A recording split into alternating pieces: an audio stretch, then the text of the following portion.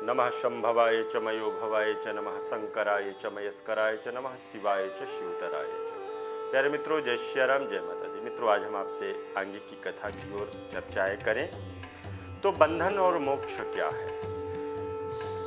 ऋषियों ने श्री सूत जी से पूछा है कि हे प्रभु, ये बताइए बंधन और मोक्ष क्या है। सूत जी बोले, प्रकृति के 8 बंधन हैं और उसके कारण ही आत्मा जीव संज्ञा है। इससे छूटना ही मुक्ति है। मन, बुद्धि, अहंकार, ये 5 तंत्रात्माएं हैं और ये 8 ही प्रकृति है। इन्हीं 8 से यह देह है, अर्थात ये शरीर है और इसी से सभी कर्म चलते हैं। देह से कर्म और देह, यही बराबर का चक्र चलता रहता है। स्थूल, सूक्ष्म और कारण, ये 3 प्रकार के शरीर बताए गए हैं। सूक्ष्म शरीर, स्थूल शरीर।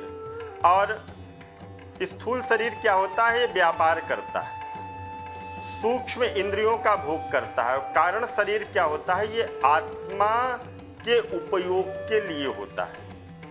तो इन्हीं से सुख और दुख की प्राप्ति जीव को प्राप्त होती है। जीव कर्म की डोर में बंधकर 3 देह युक्त चक्रवात में घूमता फिरता रहता है। जहाँ चक्रकर्ता शिव का पूजन करे तो इससे दूर हो सकता है। वे ही 8 को अपने बस में कर सकते हैं। इसके अलावा किसी के अंदर क्षमता नहीं। शिव के बेर या लिंग में पूजा करते हैं, उन पर महेश निश्चित ही प्रसन्न होते हैं। लिंग तो अनेक हैं, परंतु स्वयं भूलिंग, बिंदुलिंग, प्रतिष्ठित लिंग तथा 4 लिंग और 5वां गुरुलिंग, इनकी पूजा करनी चाहिए। शिव भक्त को अपवित्रता तथा सूतक नहीं लगता है। अपवित्रता नहीं लगती और सूतक भी नहीं लगता।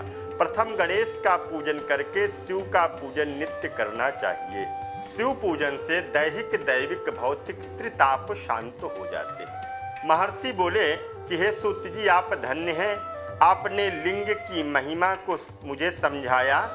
अब आप पार्थिव महादेव की पूजन की महिमा को भी हमसे कहिए। आपने व्यास जी से सुना है। सूत जी बोले, हे ऋषियों, मैं तुम्हारी भक्ति और अपने सत्कर्म से प्रसन्न हूँ। तुम्हें पार्थिव लिंग की महिमा को मैं सुनाता हूँ, सो सुनिए। हे विप्रों, पार्थिव लिंग सब लिंगों में श्रेष्ठ लिंग कहा गया है। इसके पूजन से अनेक प्रकार की सिद्धियां प्राप्त होती हैं। ब्रह्मा, विष्णु, शूर, असुर, गंधर्व सभी इन्हीं सिद्धियों को प्राप्त किया करते थे। सतयुग में रत्न का, त्रेता में स्वर्ण का, द्वापर में पारे का और कलयुग में पार्थिव शिवलिंग की महत्ता को बताया गया है। पार्थिव मूर्ति के पूजन करने पर तप से अधिक फल की प्राप्ति होती है। जैसे सभी नदियों में गंगा श्रेष्ठ है, उसी प्रकार लिंग में पार्थिव लिंग श्रेष्ठ है।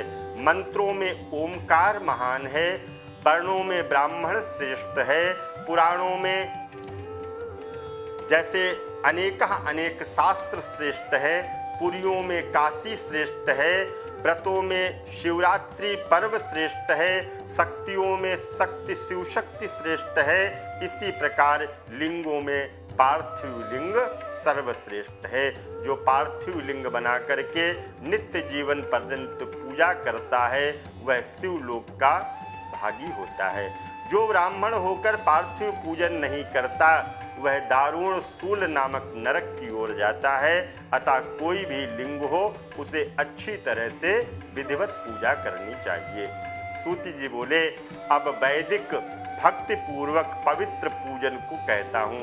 वेद सूक्तों की विधि से स्नान करके, विधि पूर्वक संध्या करके, ब्रह्म यज्ञ करके, पितरों को तर्पण इत्यादि करके, सभी नित्य कर्म करके, रुद्राक्ष को धारण करके, ललाट पर, मस्तक पर भस्म को धारण करके और भगवान का पूजन करना चाहिए। किसी नदी पर, पर्वत पर, जंगल में, शिवालय में, पवित्र देश में पवित्र पूजन करे। शुद्ध देश की मृतिका को जल से शुद्ध करे, पिंड बना करके वेदोक्त विधि से शिवलिंग बनावे, ओम नमः शिवाय बोलता हुआ संपूर्ण पूजा की सामग्री भगवान शिव पर अर्पण करे और इसके साथ साथ नमस्ते रुद्र इति मंत्र से स्फटिक बंध करे, अर्थात नमः संभवाय से क्षेत्र को शुद्ध करे और तदुपरांत भगवान शिव का विधिवत पूजन करना चाहिए। षोडशोपचार भगवान शिव का पूजन करे, अनेक छंदों के द्वारा महादेव जी का स्तवन करे और विधिवत पुराण यथोक्त हो करके विधि के साथ में ब्राह्मण को दक्षिणा भी देनी चाहिए। फिर प्रणाम करके नम्रता पूर्वक भगवान का जो पूजन किया है उसका विसर्जन करना चाहिए। ऐसा करने वाला शिव भक्त अपनी संपूर्ण मनोकामनाओं की सिद्धि को प्राप्त करता है। सूत जी बोले, हे ऋषियों, पार्थिव लिंग की संख्या कामना के अनुसार कही गई है। अब कैसे कैसे पार्थिव लिंग की पूजा करनी चाहिए? तो बोले विद्यार्थियों के लिए 1000 पार्थिव पूजन, धन की इच्छा करने वाले के लिए 500 लिंग बना करके पूजा करना चाहिए, पुत्र का इच्छुक 1500 पार्थिव पूजन करे, वस्त्र चढ़ाने वाला वस्त्र को चाहने वाले को 500 पार्थिव पूजन करना चाहिए, मोक्ष को चाहने वाले को 1 करोड़, भूमि का 1000, दया का 3000, तीर्थ की कामना करने वाले को 2000 शिवलिंग का पूजन करना चाहिए। इसी प्रकार जैसी जिसकी कामना हो उसी के अनुसार वेदोक्त विधि से उसकी संख्या में पार्थिव पूजन करना चाहिए। जिसका समय बिना शिवलिंग के पूजन के बीतता है वह दुरात्मा लिंग का पूजन करने से संपूर्ण जगह पर पूजित हो जाता है। संसार में तारने का इससे सुंदर दूसरा कोई उपाय नहीं है। भस्म के अभाव में मिट्टी का त्रिपुंड भी धारण किया जा सकता है। रुद्राक्ष की माला तथा बेलपत्र के बिना पूजन न करें, यह सुंदर होगा, उत्तम होगा। रुद्राक्ष को धारण करके पूजन करें और बिना बेलपत्र के भगवान शिव का पूजन न करें। मित्रों, फिर मिलते हैं एक नए वीडियो में, तब तक के लिए दीजिए इजाजत। जय माता दी, जय मां गंगा।